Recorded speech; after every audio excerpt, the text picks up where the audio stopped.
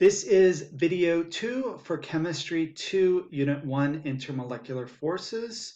In the last video, we talked about what an ion-ion intermolecular force is, and we used this force proportionality statement to discuss how ion charge and ion size gives us a quantifiable force. So we're going to look at these three examples. So it says for each set of compounds, predict which compound has the higher melting point and why.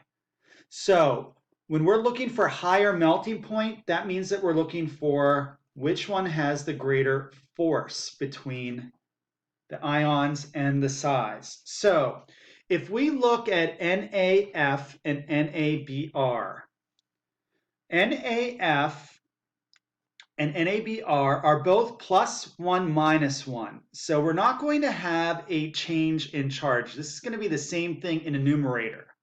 So we're going to have to look at the size difference. Na is common to both, so we have to look at the size difference between F and Br. And since with size, the larger the size, the weaker the force, we're looking for the smaller of the two to give us the higher melting point.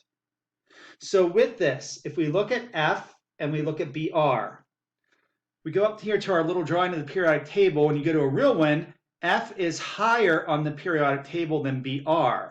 So that means that this one is small and this one is big comparatively.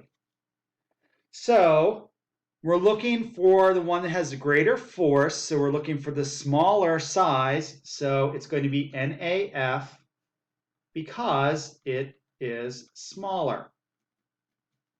So NAF is going to have a higher melting point than NABR. If we look at our next one, we have NAF and CAF2. Now, the one thing that should jump out at you here is we have Na and Ca. Those are different, but they're very close on the periodic table, so their size difference is not huge. What is big is we have +1 -1 and +2 -1. So up here, this is twice as big as the difference in size. So this, for the most part, it is going to have a little effect on the size, but the charge difference is going to be the one thing that should jump out at you. So with this one, we want the greater force.